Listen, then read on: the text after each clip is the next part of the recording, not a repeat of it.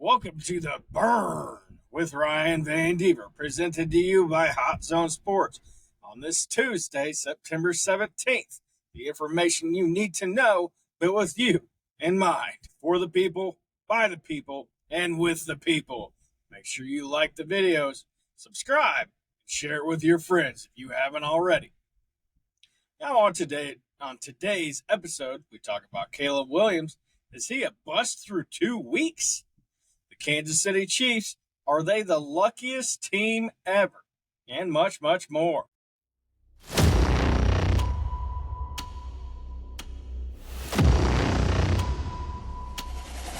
Caleb Williams. They played the Houston Texans on Sunday Night Football. Now, I understand that Chicago Bears fans might be feeling just a tad depressed right now, but the expectations bar, it's been set a little bit too high for Caleb Williams coming out of college. Hell, even in his final season at USC, there were comparisons coming from him and from the national media that Caleb Williams is going to come into the NFL and just completely dominate the league right off rip. It's not the way it's happened. He is going to have issues. He is a rookie quarterback. But people thought that he was going to be the gold standard for quarterbacks. I knew that wasn't going to be the case with Caleb Williams. If you look at every rookie quarterback's track record, they don't come into the league and dominate. There is a period where there's growing pains. You're going to be running into defenses that are faster, with better skills. You have to learn to be able to read defenses quicker, make faster decisions. So I knew that they were going to be growing pains with Caleb Williams. He wasn't going to come right out of the gates like Patrick Mahomes. I didn't even expect Caleb Williams to come out of the gates looking like Patrick Mahomes. In reality, Patrick Mahomes did not look like the Patrick Mahomes that we see now. If you want to rewind the clock a little bit, Patrick Mahomes looked more like Drake May, holding a clipboard for Alex Smith. That's how Mahomes started. But that's how the Chiefs were set up. The Chiefs did not need to draft a number one quarterback going number one overall. They already had a team assembled. They had Alex Smith starting at quarterback. And so the Chiefs had the benefit of letting Patrick Mahomes sit and learn behind Alex Smith. But if you really look at the progression of Caleb Williams, and I understand it's only been 2 weeks, Caleb Williams has gotten better. He had a better game this week than he did last week. Yes, I understand that he threw 2 interceptions, and interceptions are costly, but he's missing Keenan Allen, who could really help with his development. And you can tell the incredible skill set that Caleb Williams has. Peyton Manning came into this league and threw 28 interceptions as a rookie. Now, obviously, we all know that Peyton Manning is now a Hall of Famer. But even as a rookie, he struggled mightily, might I add. But there is no other way to put it than the Texans completely mollywopped Caleb Williams this game. When the Texans blitzed Caleb Williams, they enveloped him. And when they didn't blitz, he looked pretty good. But we all know how absolutely horrendous that Chicago Bears offensive line is. Now, it might have been the competition that the Texans were playing, but the Texans themselves, they looked like a top 5 defense easily. There was little to no separation from Caleb Williams, wide receivers. That secondary was just breathing down the pass catchers' necks. And don't even get me started on the front 7 for the Texans. They were just masterful in that game. I'm sure everyone saw that screenshot of Caleb Williams sitting on the bench, with his head back. I'll give you a simulation. He's doing that. It was an exact portrait of what he looked like when he was getting dominated by Utah last season. No matter how many times you got hit in a game, no matter how many interceptions you throw, your body language has to be better. I know if you've been listening to this podcast, you hear me talk about body language a lot.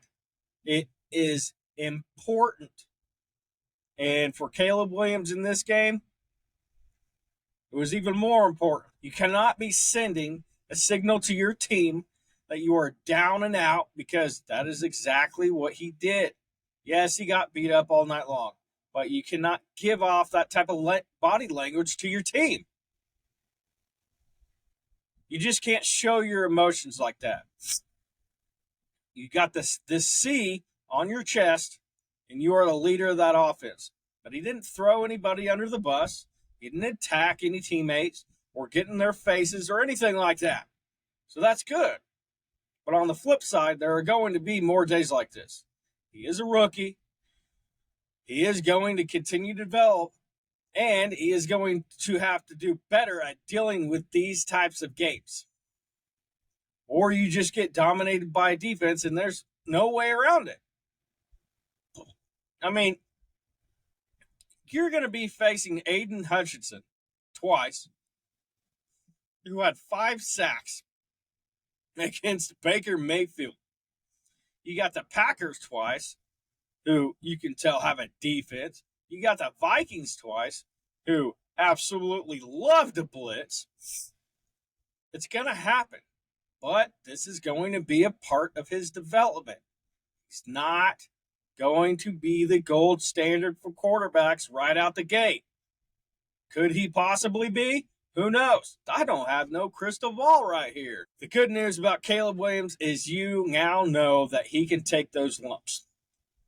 He can take those hits. He's not soft. And by the looks of the press conference that he had after the game, you can tell that he is a humble kid. That is going to take ownership of his mistakes instead of blaming others. That is exactly what you want to see out of your quarterback. Patrick Mahomes, he was drafted in 2017. How would he have looked if he would have played Bill Belichick's Patriots and followed it up against the Philadelphia Eagles at home? You know, we all know Bill Belichick's record when he faced rookie quarterbacks. He completely destroyed rookie quarterbacks. And even though the Chiefs won that game with Alex Smith 42-17, Mahomes would have struggled. Now, Mahomes would have struggled for those 2 games. There is no doubt in my mind that he would have had games just like Caleb Williams is having through his first 2 games. Well, last year, he was playing in the wide open, the Pac-12, where he could scramble, play that backyard football, make off-platform passes, and they would go for big gains. Now defenders are sacking him, picking him off on those same plays. He's going to learn the differences and the speed of the game, and he will grow.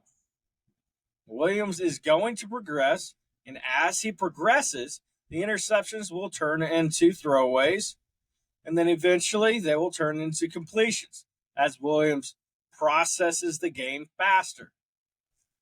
If you thought Williams was going to come out and set the world on fire, you're thinking too highly. The only thought now should be that he looked better than he did last week. And for a rookie, that is really all the fans should be looking and hoping for.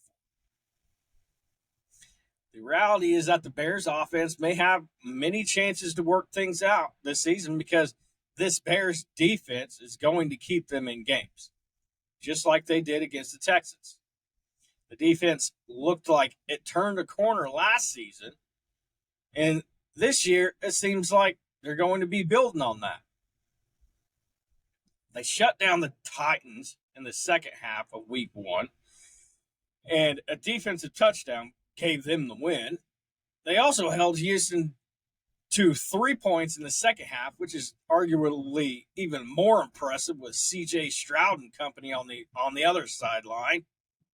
Stroud was sacked 3 times, and the Texans leaned on their kicker to win that game. The offense is a huge concern, but nothing that the defense has done in the last 2 weeks makes you think that this team will be out of contention anytime soon. They just need to buy the offense enough time to get going, and this team could still be dangerous this season.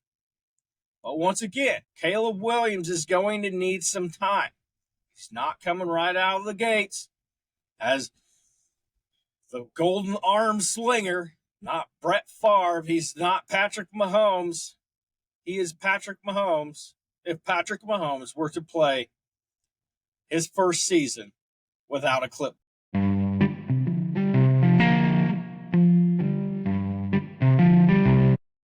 Now, last night, the Eagles played the Falcons on Monday Night Football. I cannot imagine what the Eagles fans are going through this morning after watching Nick Sirianni completely blow the game against Kirk Cousins.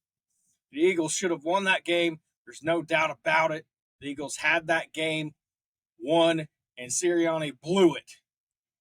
Now, just listen, I know a lot of people want to blame Saquon Barkley for dropping that third down pass. It's totally understandable. They want to play the blame game, but you want to blame Kellen Moore for the sequencing of play calls there in the final 2 minutes, including the drop pass from Saquon Barkley. People want to blame Vic Fangio. I get all of that. Everybody is to blame. And I have my reserved thoughts for it as well. Now, I know some people are starting to turn on Jalen Hurts, but listen, I know that he threw that pick late. I didn't think that pick was his fault. It looked like the cornerback, Terrell Kine, rerouted Devontae Smith, who was curling out, and they read it. They read the play like a book, and Terrell just rerouted him, just allowed the safety to come in and get the pick. But I think this has to be weighed heavily on Nick Sirianni. I think he's got to wear this loss, folks. There's an old adage right besides you never go up 6 in the fourth quarter early. It's pointless, okay?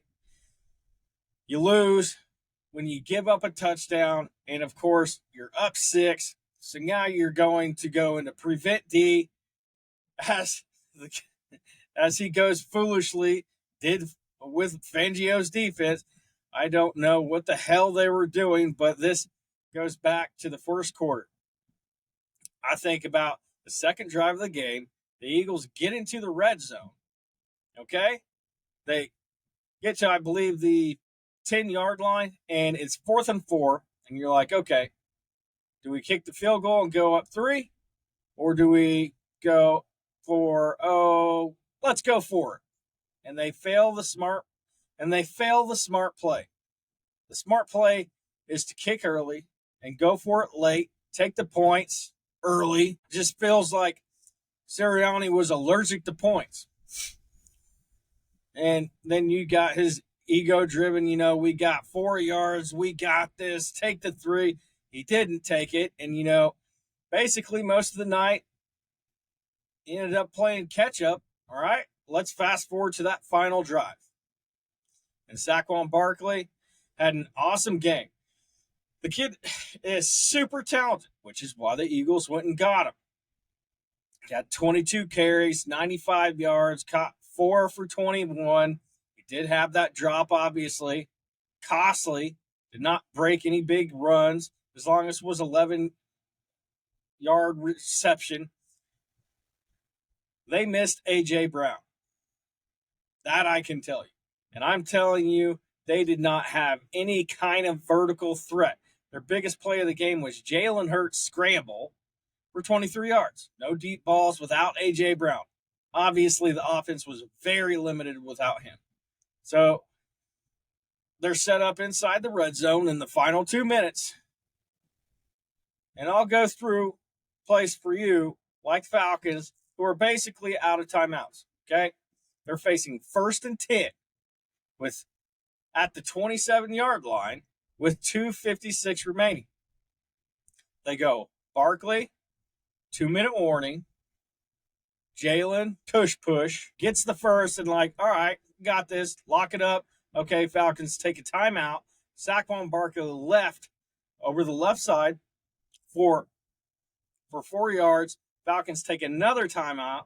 All right. Then Saquon Barkley goes for 3 yards. Falcons take their final timeout. So it's 3rd and 3. Falcons have no more timeouts left at the 10-yard line. You need 3 yards. And I view this as they've got 2 plays to get 3 yards. Guess what? If they run, they can't stop the clock because the Falcons are out of timeouts. So on 3rd and 3, I don't want to run the Jalen Hurts tush push back to back, but I think that's got to be in play here. You consider it, even if you get 1 yard or none, the clock's rolling and it's 4th and 3, okay? Then you're like, oh, well, if we're only up 3 at the time, the Falcons would have to go 90 yards with no timeouts in less than a minute, basically about a minute, but you still have 4 downs to go, or if Barkley gets 1 or 2, then you're facing 4th and 1 or 2 yards. I think the tush push works here.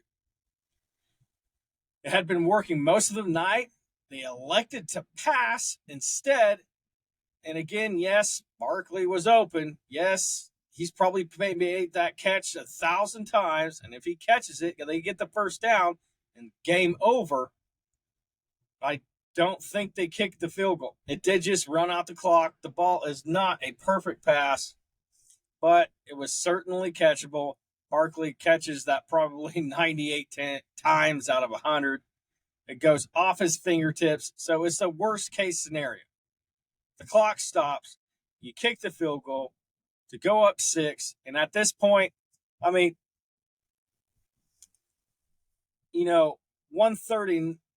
minute and 39 seconds is an eternity.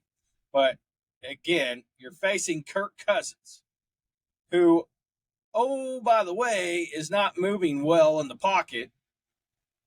Like we saw last week, the Steelers just lit him up, and his cousin and Cousins in prime time historically has been one of the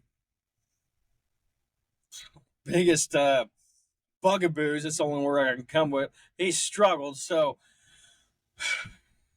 what do the Eagles do? This was a mystifying defense. This is where Fangio needs to wear it.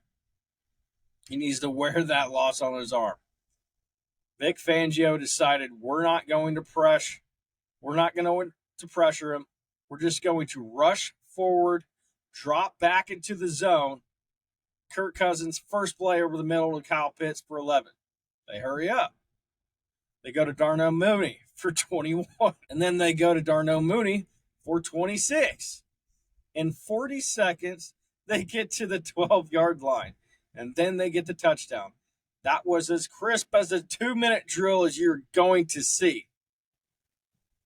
And Kirk Cousins ran it. This drive was, again, Pitts, Mooney, London, incomplete pass to Ray McLeod, which could have been pass interference. I don't know. And then Drake London, he cooks and, absolutely roasts big play Slay. So the Eagles have 30 seconds to play with to respond, which is a long time in the NFL. But they don't have a deep threat. And then the pass was picked off by Hurts, and the Eagles lose. This is one of those games where it's like, okay, national TV audience, primetime game, at home. You need that win, and I just thought Sirianni had an awful game. I obviously know A.J. Brown really hurt, but when you start to drill it down, I'm just going to go tell you some of these stats. The Falcons were 2 for 9 on 3rd down. Not great. The Falcons, by the way, in the red zone, just 1 for 3. Could not really deliver until the end of the course of the game. Like, you can't lose that game. That is devastating to the Eagles. Again, it's early, but the NFC looks far tougher, in my opinion, than the AFC as of right now. And this game, we don't know. But in January, if you look back at this game and you realize that if the Eagles would have won, I don't know if it's going to come down to that or not. Now, there have been a lot of injuries in the NFL, a lot. But I found this list of players injured or affected by injury in the first 2 weeks. You got Christian McCaffrey, Tyreek Hill, Amon-Ra St. Brown. Sounds like he's going to miss some time. A.J. Brown, Puka Nacua, Devon Achane, Isaiah Pacheco. He's going to be out about 6 to 8 weeks. Josh Jacobs, Deebo Samuel. Samuel's going to miss some time against the Rams. That may be another one.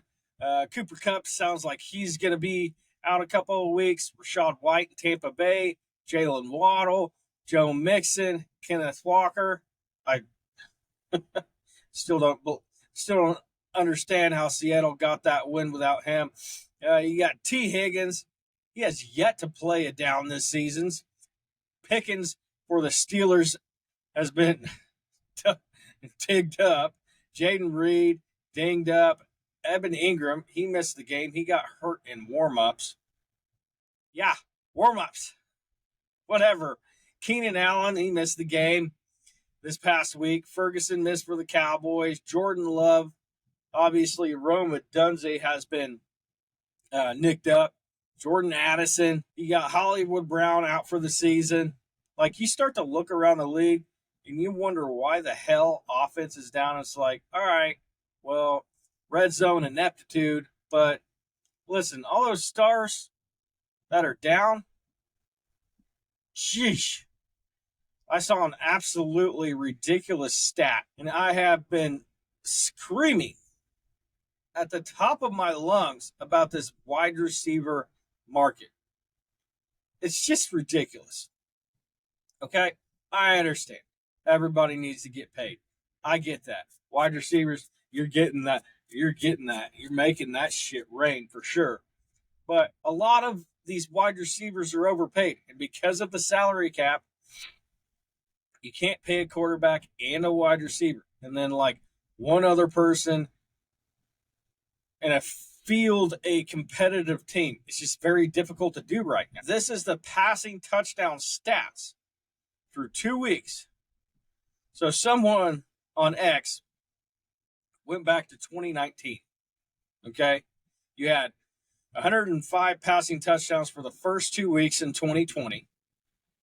You had 110 passing touchdowns in 2021. 2022, it went down to 105. Okay?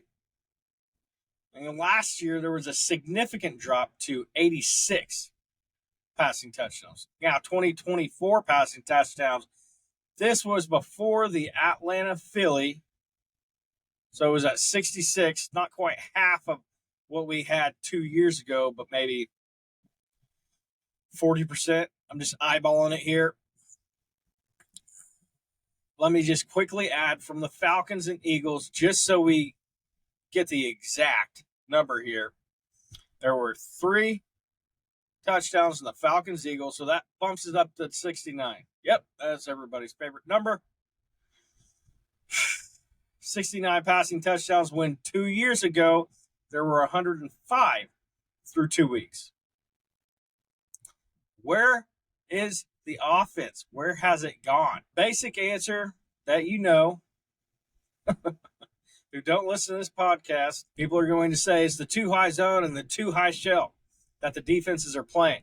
They're refusing to give up big plays. Yeah, people started doing that to Mahomes 2 years ago, so that's not the reason why. But it's still a thing. That's a small part of it, but I think a big part of it is quarterback play around the league is complete shit, guys. I mean, not sugarcoat anything. I mean, it's funny when you look at the numbers. Kirk Cousins is the only one who went over 200 yards thanks to that final drive in 2 minutes. Jalen Hurts had 30 pass attempts, 183 yards. If you look at the passing numbers around the league, it's like, what the hell's wrong with football? Right? We had Peyton Manning and Tom Brady just lighting it up every single week when they played. The 2023 regular season in week 2, Dak Prescott threw for 345 yards. Lamar for 321. Tyrod Taylor, 319. Matt Stafford, 317. Joe Flacco, 309. Yeah, you had Baker Mayfield, 309, as well as you had 6 quarterbacks go over 300 yards in week 1 last year. You had 5, Tua, 400, and Kirk Cousins, Stafford, Mac Jones, Derek Carr. Folks, we're just not seeing it this year. I mean, hell, if you go back to week 3 last year, Herbert had 405. Then you had Cousins, Andy Dalton, Jimmy Garoppolo, Brock Purdy, Tua, Russell Wilson. We had 7 in week 3 last year. We're seeing the quarterback play is bad. The injuries are no doubt in my mind a massive problem. And I do believe all this money on wide receivers is also taken away from the offensive lines, from being able to pay the offensive lines. And folks, teams are not practicing well like they used to. His quarterbacks are getting pummeled. Brock Purdy got sacked 6 times by the Vikings. Something is going to have to change. I mean, if you look at Caleb Williams and his offensive line, it was basically non-existent. Dude got shredded on Sunday night. But we're going to have to figure out as the season goes along if this quarterback play starts to step up. I mean, you had Patrick Mahomes go for 151 yards. I don't remember the last time I was able to see this type of lack of production when it came to offense in the National Football League.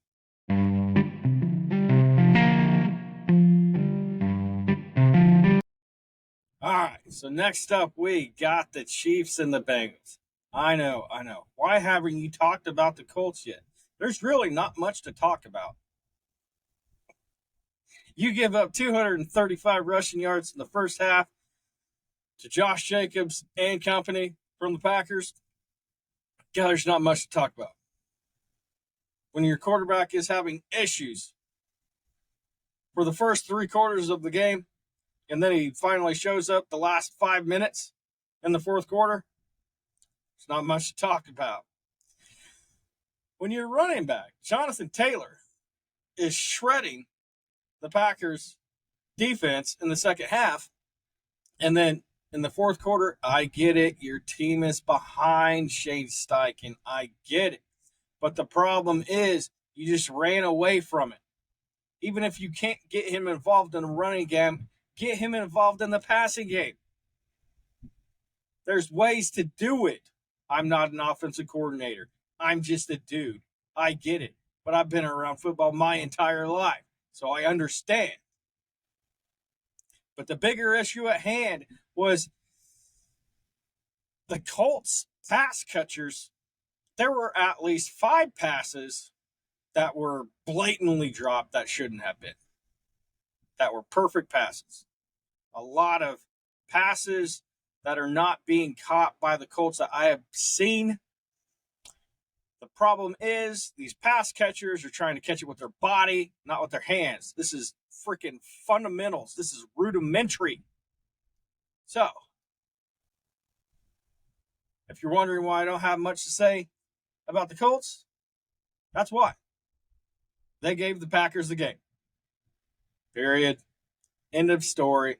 Moving on to a more competitive game, because I told my kids over the weekend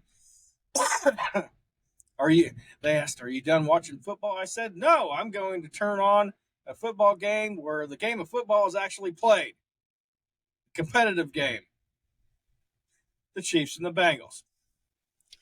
So the question is, are the Chiefs the luckiest team ever? It seems like the Patriots passed the baton to them in this aspect. This is what they said about the Patriots dynasty for 20 years. The lucky Patriots. Are the Chiefs now the Patriots dynasty? That question needs to be asked. They just figure out ways to win games. They don't even have the best roster. The quarterback is going to throw ugly picks from time to time, but in the end, when it matters most, the Chiefs will not bite themselves in the ass and beat themselves, and that is how the Patriots won for all of those years. You got the best coach in the game, Andy Reid. I know, up for debate. Shanahan could be the best. He hasn't won a chip yet. Shut up. You got a great quarterback, special teams that's going to make a play or two, a reliant kicker. If you remember Brady would throw some pick sixes in Super Bowls, but it came down to a young quarterback making that pass interference and a wide receiver losing his cool with the referee, and Kansas City doesn't make those type of mistakes. Will Mahomes throw picks? Yeah, he will, but not at the most opportune time. The end of the game. The Chiefs make mistakes. Don't get me wrong, but they find ways to navigate through those mistakes. Mahomes had his lowest total of passing yards in a game with 151 passing yards. The Chiefs' defense is winning these games. Through the first 2 games this season, he threw 2 picks. He's actually thrown 3 really bad interceptions this year. Not to mention on the other side, there were plenty of interceptions that have been dropped by defenders. I mean, it's been a crazy NFL season so far, only 2 weeks. And you have the Pittsburgh Steelers, who can barely move the ball, score 1 touchdown in 2 games, and they are 2-0. And you have the Bengals and the Ravens, who are 0-2. The Rams, they're 0-2 as well. The Bengals are a good team, and they will get better. T. Higgins didn't play this game. Burton is only going to develop and get better. I think the Bengals are going to be really good. When it comes to 0-2 teams, I'm not worried about the Bengals. I worry about the Rams with their slew of injuries they have on their roster, but not the Bengals. And this is how the Bengals start off every year. Joe Burrow is 1-9 in September. They start off slow every single year. This is not anything new. This is what the Bengals do. But they turn it around, and sometimes they do the years he stays healthy. Sometimes they don't the years he gets injured. But if they can meet again in the postseason, that's when the Bengals are one of the few teams that can beat the Chiefs, let alone go away. How could they have been if Jamar Chase and, T. Higgins is out there? Jamar Chase had a full training camp. Chase's contract, you don't have to worry about that. How would they have looked?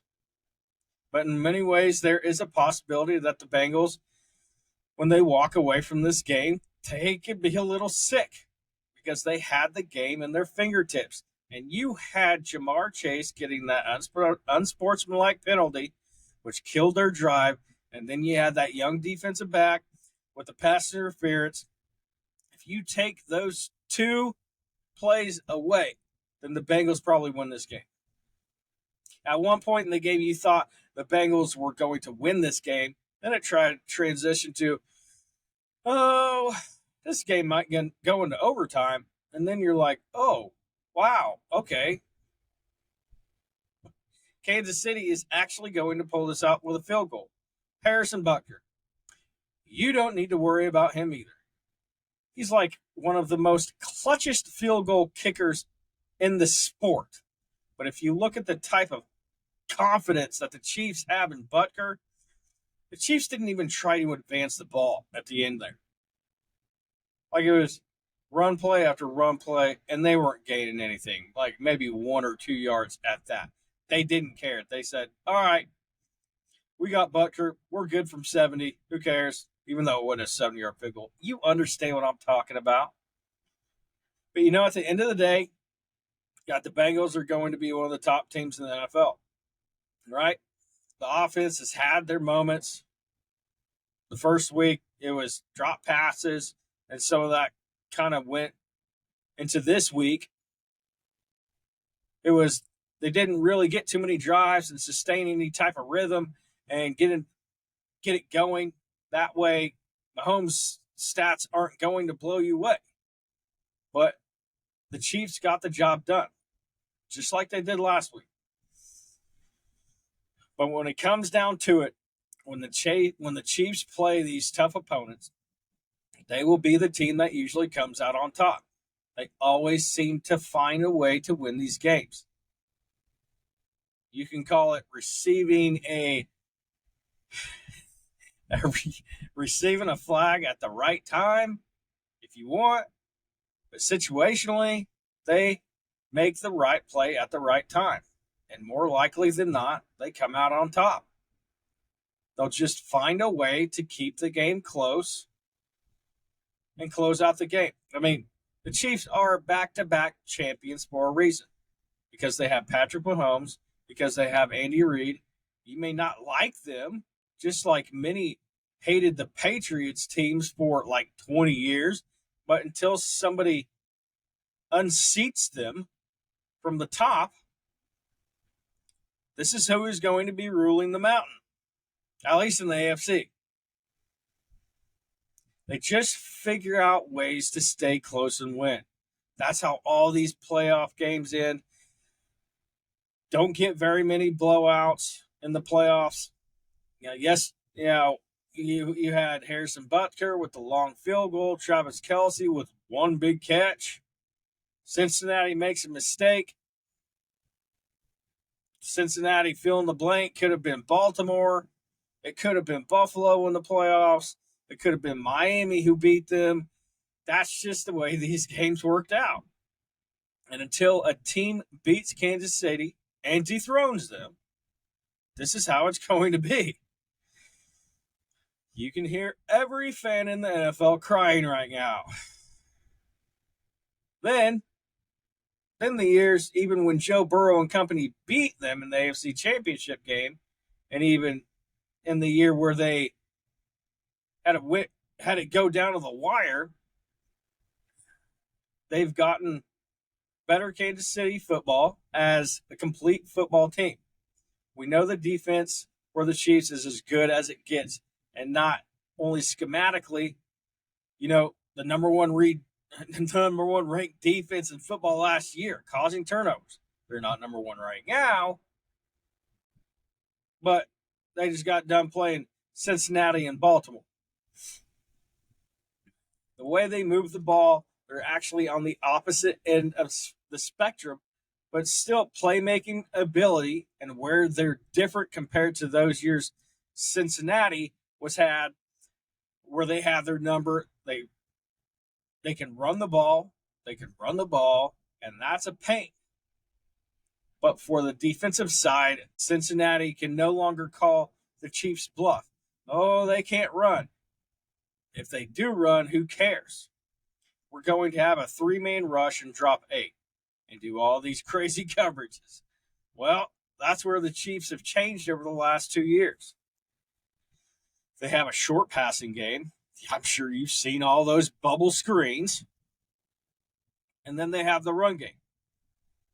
And when you go, wait, we're going to take away the deep pass, that's fine.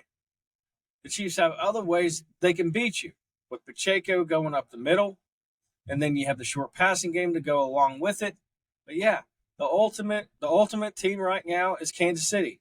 And yeah, in a lot of ways to me, it looked like they were outplayed by the Bengals the entire game, but they made plays in the big moments. Now, the big thing to talk about right now is Isaiah Pacheco. He is going to be out for 6 to 8 weeks, it was reported today. Now, the problem with that is the Chiefs are going to have to be able to run the ball, and you're not going to be able to do it with Carson Steele, who had a fumble in this past game. Yeah, he runs hard, but he's an undrafted rookie. Okay, but the good thing for the Chiefs is they picked up a running back today in Kareem Hunt, and he was a previous running back for the Chiefs a few years back. Before all the charges came out. I'm not going to get into all that, but they do have him coming in. So he's not Isaiah Pacheco, but he will be able to sustain the run game, at least to be able to help Patrick Mahomes with the play action pass and whatnot. And you still have some Samaje Perine on the roster. So we'll see what the run game ends up looking like, but Isaiah Pacheco, I think, is going to be a big loss. It's going to affect the Chiefs for most of the season, but truly, we're gonna have to see how it affects the team in this 6 to 8 weeks, if not longer. But that is it for The Burn. Thank you for joining me on today's episode. If you have not subscribed to our YouTube channel, go ahead and do so. It helps me out a lot. And if you have subscribed, go ahead and click that notification bell so you do not miss a single episode or a single short. But until next time, this is Ryan Van Dever and The Burn out.